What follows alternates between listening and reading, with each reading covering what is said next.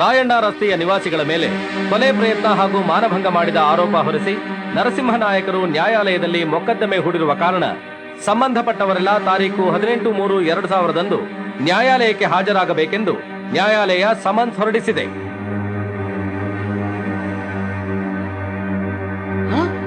ಇದೇನಯ್ಯ ಇದು? ಅಣ್ಣ ಇಲ್ಲಿ ನೋಡೋಣ, ನಾವು ಅವನ್ನ ಕೊಲೆ ಮಾಡಕ್ ಪ್ರಯತ್ನ ಪಟ್ಟವಂತೆ. ಅಲ ಬಲ ಪಾಪಿ ತಲೆ ಮೇಲೆ ಅಂತ ನಮಗ್ ನೋಟಿಸಾ? ಸಾಯೋ ಕಾಲದಲ್ಲಿ ಮೋಳಪ್ಪ ಮೀನ್ ತಿನ್ಸತ್ತ ಅಂತ ಈ ವಯಸ್ಸಲ್ಲಿ ನನಗೆ ಯಾಕಮ್ಮ ನೋಟಿಸು? ನೋಡ್ರಿ, ನಮಗೂ ಅದನ್ನೇ ಕಳ್ಸಿದಾರೆ. ನಡೀರಿ ಕೇಳೋಣ. ನಡಿ ಕೇಳೋಣ. ಅಲ್ಲ, ನಮಗೂ ನೋಟಿಸ್ ಕಳಿಸ್ಯಾನಲ್ಲ. ಹಣ್ಣು ತಿಂದವ್ ನುಡ್ಸ್ಕೊಂಡ, ಸಿಪ್ಪೆ ತಿಂದವ್ ಚೀರಾಕೊಂಡ. ನಮಗೂ ನೋಟಿಸ್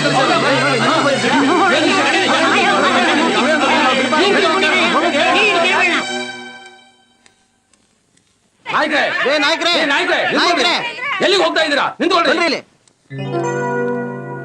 ರೇ ಸ್ವಾಮಿ, ಏನ್ರಿ ಇದು ಅನ್ಯಾಯ? ನಿಮ್ ಹುಡುಗಿನ ನಾವ್ ರೇಪ್ ಮಾಡಿದ್ವಾ? ನಡುಬೀದಿಲಿ ಹಾಡಗಳಲ್ಲಿ ನಿಮ್ಮನ್ನು ಕೊಲೆ ಮಾಡಕ್ ಪ್ರಯತ್ನ ಪಟ್ಟಿದ್ದು ನಾವ? ಅಲ್ಲ ರೀ, ಒಬ್ಬ ಗಂಡ್ಸು ಒಂದ್ ಹೆಣ್ಣನ್ನ ರೇಪ್ ಮಾಡಿದಾನೆ ಅಂದ್ರೆ ಒಪ್ಕೋಬಹುದು. ಆದ್ರೆ ಒಂದು ಹೆಂಗಸಾದ ನಾನು ಮತ್ತೊಂದು ಹೆಣ್ಣನ್ನ ರೇಪ್ ಮಾಡಿದ್ದೀನಿ ಅಂತ ನೋಟಿಸ್ ಕಳ್ಸಿದಿರಲ್ಲ, ಬುದ್ಧಿ ಇದೆಯೇನ್ರಿ ನಿಮ್ಗೆ? ಅಲ್ಲಮ್ಮ, ಹೆಣ್ಣು ರೇಪ್ ಮಾಡಿದ್ರೆ ಸೊಲಿಂಗರತಿ ಅಂತ ನೋಟಿಸ್ ಕೊಡ್ಬಹುದು. ನಾನು ವಯಸ್ಸಾಗಿ ಸೊಂಟ ಬಿದ್ದು ಹೋಗಿರೋ ಮುದುಕ, ನಾನೇನಮ್ಮ ರೇಪ್ ಮಾಡ್ಲಿ? ಯಾವನೋ ಮಾಡೋ ರೇಪ್ಗೆ ನಮಗೆ ಯಾಕ್ರಿ ನೋಟಿಸು? ಇದಾವನೇ ರೀ. ಮದುವೆಯಾಗಿ ಇಷ್ಟು ವರ್ಷ ಆದ್ರೂ ನನ್ನ ಮುಖನ ತಲೆ ಎತ್ತಿ ನೋಡೋಕೆ ನಾಚ್ಕೊಳ್ಳೋ ನನ್ ಗಂಡ ಮತ್ತೊಬ್ಬಳನ್ನ ರೇಪ್ ಮಾಡ್ತಾರೆ ಅಂದ್ರೆ ಏನ್ರಿ ಅರ್ಥ? ನೋಡ್ರಿ ನಾಯಕರೇ, ಹೆಂಗಸರು ಮುದುಕರು ನಿಮ್ ಹುಡುಗಿನ ರೇಪ್ ಮಾಡಿದಾರೆ ಅಂದ್ರೆ ಯಾರು ನಂಬಲ್ಲ. ಮರ್ಯಾದೆ ಕೇಸ್ ವಾಪಸ್ ತಗೊಳ್ಳಿ. ಈ ಮಾತನ್ನ ನೀವು ನಮ್ಮ ಹತ್ರ ಹೇಳೋ ಅವಶ್ಯಕತೆ ಇಲ್ಲ. ನೀವು ಏನ್ ಹೇಳ್ಬೇಕು ಅಂತ ಇದ್ರೋ ಅದನ್ನ ಕೋರ್ಟ್ ನಲ್ಲಿ ಜಡ್ಜ್ ಸಾಹೇಬ್ರ ಮುಂದೆ ಹೇಳ್ಬಿಡಿ. ರೇ ನಾಯಕರೇ, ಬೇರೆ ಏನಾದ್ರೂ ಡಿಮ್ಯಾಂಡ್ಸ್ ಇದ್ರೆ ಹೇಳಿ, ಅಷ್ಟೋ ಇಷ್ಟೋ ಕೊಡ್ತೀವಿ, ಹಾಳಾಗೋಗ್ಲಿ ಅಂತ. ಆಲೋಚನೆ ಮಾಡಿ ಆರೋಗ್ಯ ಹಾಳು ಮಾಡ್ಕೊಳ್ಳದೆ ಕೋರ್ಟ್ ಬರೋದಕ್ಕೆ ರೆಡಿಯಾಗಿ ಬನ್ನಿ ನಾಯಕರೇ. ರಾಯಣ್ಣ ರಸ್ತೆಯಲ್ಲಿ ವಾಸವಾಗಿರುವ ನಿವಾಸಿಗಳಾದ ನಿಮ್ಮ ಮೇಲೆ ನರಸಿಂಹನಾಯಕನ ಹತ್ಯೆಗೆ ಪ್ರಯತ್ನ ಹಾಗೂ ಪ್ರೇಮಳ ಮಾನಭಂಗಕ್ಕೆ ಕಾರಣ ಅಂತ ಆರೋಪ ಹೊರಿಸಲಾಗಿದೆ. ಇದನ್ನೆಲ್ಲ ನಿಜ ಅಂತ ನೀವು ಒಪ್ಕೋತೀರಾ? Order, order. ಸರ್, ನಮ್ಮನ್ನ ನೋಡಿದ್ರೆ ಕೊಲೆಗಾರ ತರಾನೋ ಅಥವಾ ಹೆಣ್ಮಕ್ಳನ್ನ ರೇಪ್ ಮಾಡೋರ್ ತರಾನೋ ಕಾಣ್ತೀವ ಸರ್? ಸರ್, ಬೆಳಿಗ್ಗೆ ಆದ್ರೆ ಸ್ವಾಮಿ ಶಿವನೇ ಅಂತ ಡ್ಯೂಟಿಗೆ ಹೋಗಿ ಮನೆಗೆ ಬಂದು ರಾತ್ರಿ ಆದ್ರೆ ನವರಂಧ್ರಗಳನ್ನ ಮುಚ್ಕೊಂಡು ಮಲ್ಗೋ ನಾವು ನಿಮ್ ಕಣ್ಗೆ ಕಟಗರ ತರ ಕಾಣ್ತೀವ ಸರ್? ಸಿನಿಮಾ ಪರದೆ ಮೇಲೆ ರಕ್ತ ಕಂಡ್ರೆ 8 ದಿವಸ ಜ್ವರ ಬಂದ್ ಮಲ್ಗೋ ನನ್ ಗಂಡ ಕೊಲೆ ಮಾಡೋಕ್ ಸಾಧ್ಯನಾ ಸರ್? ಜಾಬ್ನಲ್ಲಿರೋ ದುಡ್ಡನ್ನು ಹೊಡ್ಕೊಂಡು ಹೋದ್ರು, ಪೊಲೀಸ್ ಸ್ಟೇಷನ್ ಕಂಪ್ಲೇಂಟ್ ಕೊಡಕ್ ಹೋದ್ರೆ ಕಾಕಿ ಬಟ್ಟೆ ನೋಡ್ಬೇಕಲ್ಲ ಅಂತ ಎದುರ್ಕೊಳ್ಳೋ ನಾನು ಕೊಲೆನೋ ರೇಪ್ನೋ ಮಾಡ್ತೀರ ಸರ್? ಅಂದ್ರೆ ಈ ತಪ್ಪು ನೀವ್ಯಾರು ಮಾಡಿಲ್ಲ ಅಂತೀರಾ? ಮತ್ತೆ ಮುತ್ತಪ್ಪಂತ ಮಾರಿ ರೇಪ್ ಮಾಡಿದನ್ನ ನಮ್ ತಲೆ ಮೇಲೆ ಹೊರಿಸಿದ್ರೆ ನಾವ್ ಹೇಗೆ ಒಪ್ಕೊಳ್ಳೋಕಾಗತ್ತೆ?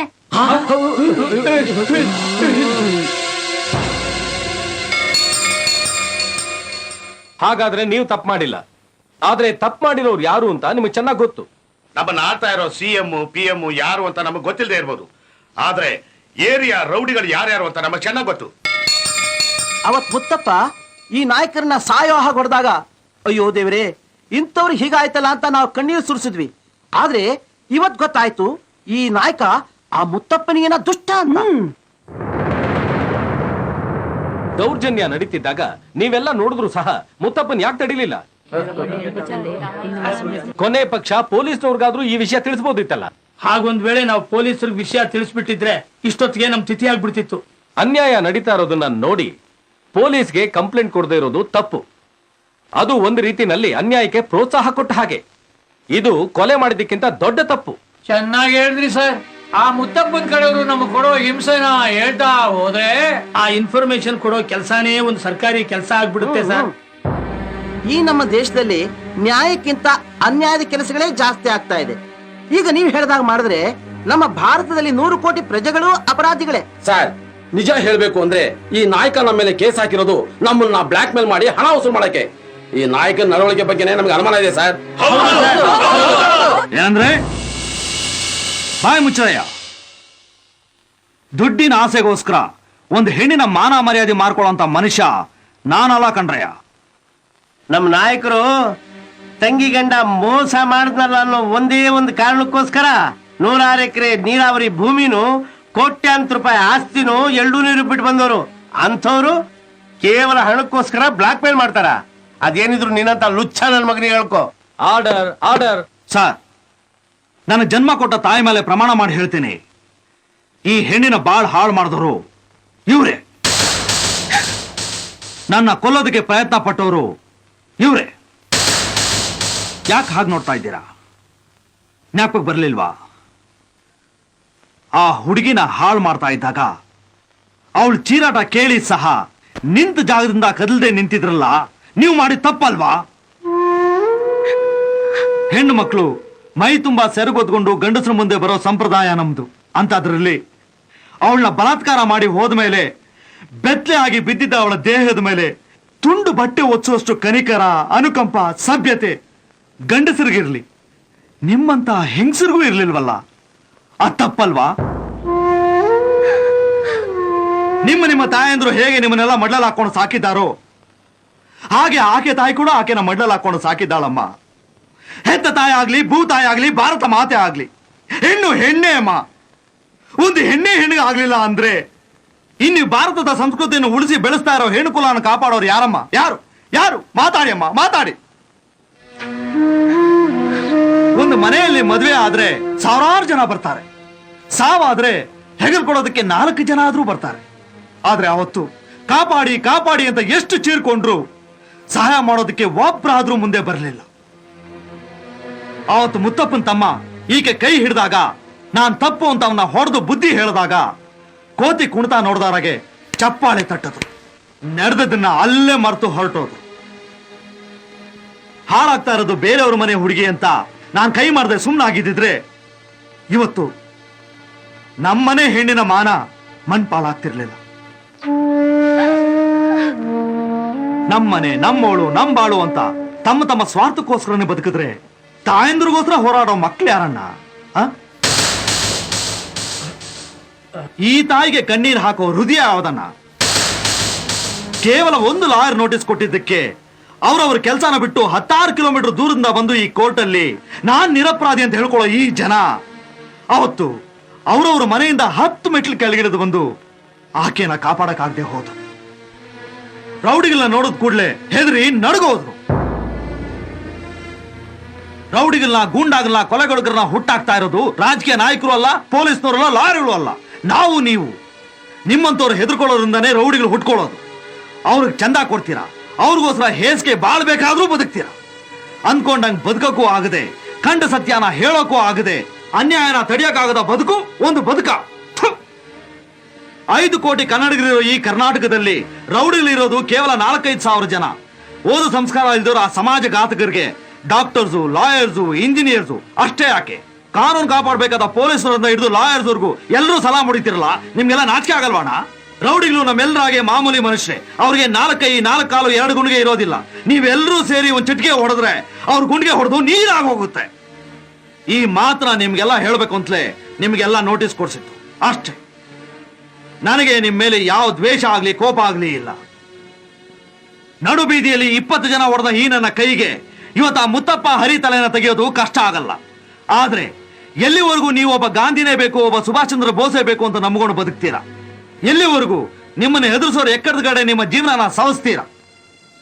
ಇವತ್ತು ನಮ್ಮನೆ ಹೆಣ್ಮಗುಗಾದ ಅನ್ಯಾಯ ನಾಳೆ ಯಾವ ಮನೆ ಹೆಣ್ಮಗುಗೂ ಆಗಬಾರ್ದು ಅಂತಾನೆ ನಿಮಗೆಲ್ಲ ಧೈರ್ಯ ತುಂಬಿ ಕಳಿಸೋದಕ್ಕೋಸ್ಕರ ಇಲ್ಲಿ ಕರೆಸದೆ ಹೊರತು ದುಡ್ಡುಗೋಸ್ಕರ ಆಗ್ಲಿ, ನಿಮ್ಮನ್ನ ಬ್ಲಾಕ್ ಮೇಲ್ ಮಾಡೋದಕ್ಕೋಸ್ಕರ ಆಗ್ಲಿ ನಿಮಗೆ ನೋಟಿಸ್ ಕೊಡಿಸ್ಲಿಲ್ಲ. ನಾ ಕೊಡಿಸ್ಲಿಲ್ಲ. ತಪ್ಪಾಯ್ತಣ್ಣ, ಇವತ್ತು ನೀವು ನಮ್ ಕಣ್ ತೆರೆಸ್ಬಿಟ್ರಿ. ನಾವು ಮಾಡಿದ ತಪ್ಪನ್ನ ತಪ್ಪು ಅಂತ ತೋರಿಸಿ ನಮ್ಮನ್ನ ತಿದ್ದಿದ್ರಿ. ನಾವು ಕೋರ್ಟ್ಗೆ ಹೋದ್ರೆ ನಮ್ಮ ಮಾನ ಮರ್ಯಾದೆ ಎಲ್ಲ ಮಣ್ಪಾಲಾಗುತ್ತೆ ಅಂತ ತಿಳಿದಿದ್ವಿ.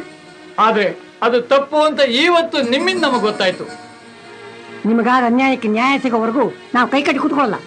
ಯುವರ್ ಆನರ್, ನರಸಿಂಹನಾಯಕರನ್ನ ಕೊಲೆ ಮಾಡಕ್ ಪ್ರಯತ್ನ ಪಟ್ಟಿದ್ದು, ಪ್ರೇಮನ್ನ ರೇಪ್ ಮಾಡಿದ್ದು ಮುತ್ತಪ್ಪ ಮತ್ತು ಅವ್ರ ತಮ್ಮ. ಅವ್ರ ಸಹಾಯ ಮಾಡಿದ ರೌಡಿಗಳು ಯಾರಂತೂ ನಮಗ್ ಗೊತ್ತು. ನಾವು ಅವ್ರನ್ನ ತೋರಿಸ್ತೀವಿ. ಆ ಮುತ್ತಪ್ಪನ ಮೇಲೆ ಎಷ್ಟೇ ಕೇಸ್ ಇದ್ರು ಅದಕ್ಕೆ ನಾವು ಸಾಕ್ಷಿ ಹೇಳ್ತೀವಿ. ಹೌದು, ನಾವು ಹೇಳೋ ಸಾಕ್ಷಿಯಿಂದ ರೌಡಿ ಅನ್ನೋ ಪದನೇ ಅಳಿಸೋಗ್ಬೇಕು. ಪ್ರೇಮ ಅನ್ನೋ ಅಮಾಯಕ ಹೆಣ್ಣನ್ನ ಹಾಡಹಗಲ್ನಲ್ಲೇ ಮಾನಭಂಗ ಮಾಡಿ ನಾಯಕನ ಮೇಲೆ ಹತ್ಯೆ ಪ್ರಯತ್ನ ಮಾಡಿದ ಆಪಾದನೆ ಮೇಲೆ ಮುತ್ತಪ್ಪ, ಹರಿ, ವೆಂಕಟೇಶ್, ರಾಜಶೇಖರ್, ಶಾಂತ ಹಾಗೂ ಗೌತಮ್ ಚಂದ್ ಅವರನ್ನ ಬಂಧಿಸಿ ನ್ಯಾಯಾಲಯದ ಮುಂದೆ ಹಾಜರುಪಡಿಸಬೇಕೆಂದು ಈ ನ್ಯಾಯಾಲಯ ಸಂಬಂಧಪಟ್ಟ ಪೊಲೀಸರಿಗೆ ಆದೇಶ ನೀಡುತ್ತದೆ.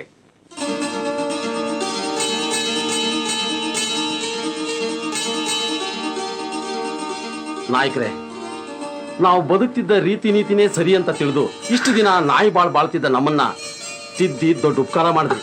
ನಾಯ್ಕರೇ, ಇದ್ದದ್ದನ್ನು ಇದ್ದಾಗೆ ಹೇಳಿದ್ರೆ ಎದ್ದು ಬಂದು ಎದೆಗೋದಿಯವ್ರ ಕಾಲನ್ನ ಕತ್ತರಿಸಿ ಅನ್ನೋ ಮಾತನ್ನ ಹೇಳ್ಕೊಟ್ಟು ಮನುಷ್ಯನಿಗೆ ಆದರ್ಶನೇ ಮುಖ್ಯ ಅಂತ ತೋರ್ಸ್ಕೊಟ್ಬಿಟ್ರಿ. ನಾಯಕರೇ, ಇದುವರೆಗೂ ಹೇಡಿಗಳಾಗಿ ಬಾಳಿದ್ವಿ, ಇನ್ನು ಮುಂದೆ ಗಂಡಸರಾಗಿ ಬಾಳೋದನ್ನ ಕಲಿತೀವಿ. ಹೌದು ನಾಯಕರೇ, ನಮ್ಮಲ್ಲಿ ಎಂತ ಒಗ್ಗಟ್ಟಿದೆ, ಎಂತ ಶಕ್ತಿ ಇದೆ ಅಂತ ಇವತ್ತು ನಿಮ್ಮಿಂದ ಗೊತ್ತಾಯ್ತು. ಇನ್ನು ಮುಂದೆ ನಾವೇನು ಅಂತ ತೋರಿಸ್ತೀವಿ.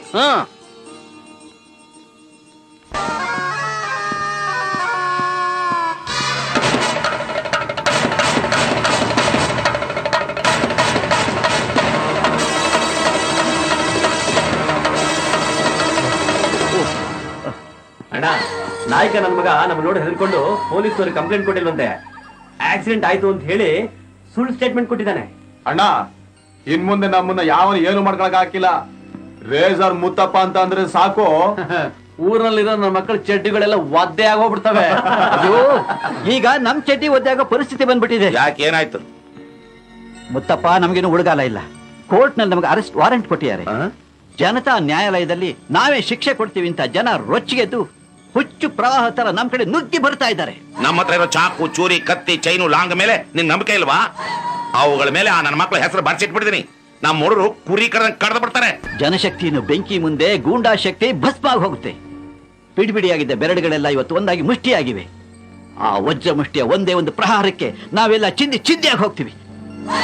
ಮುತ್ತಪ್ಪ, ನನ್ ಮಾತು ಕೇಳು. ಬೀಸದೊಣ್ಣೆ ತಪ್ಪಿಸ್ಕೊಂಡ್ರೆ 1000 ವರ್ಷ ಆಯಸ್ಸು ಅಂತ ಹೇಳ್ತಾರೆ. ನಡಿ, ಮಧ್ಯೆ ಜಾಗ ಖಾಲಿ ಮಾಡೋಣ. ನಡಿ ನಡಿ, ಕಮಾನ್. ಎಲ್ಲ ತಪ್ಪಿಸ್ಕೊಂಡ್ರೆ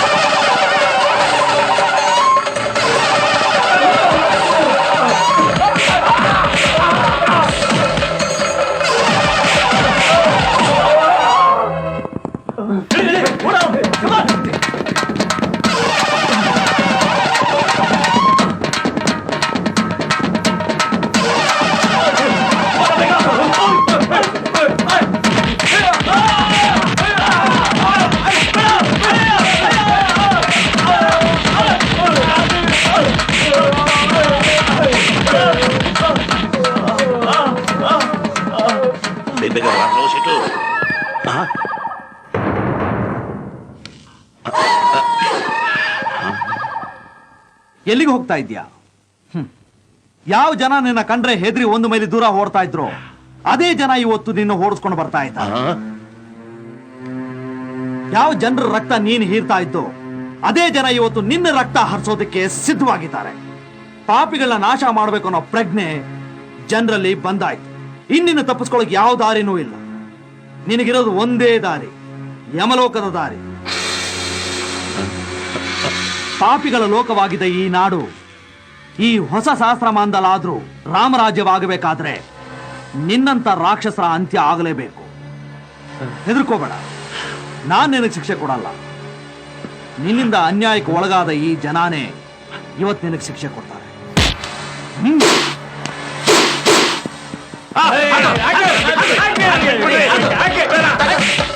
ಯಾವ್ರೇ ಸರ್?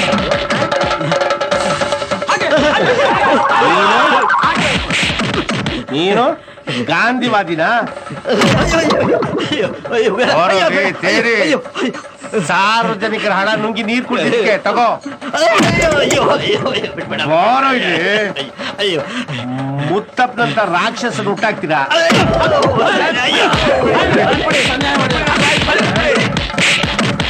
ಬಡವರು ಬಡವರಾಗಿ ಇರ್ಬೇಕು, ನಿನ್ನಂತ ಅಯೋಗ್ಯರು ಶ್ರೀಮಂತರಾಗಿರ್ಬೇಕಾ?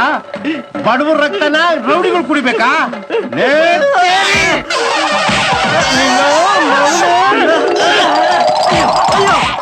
ಅಯ್ಯೋ, ಅಯ್ಯೋ.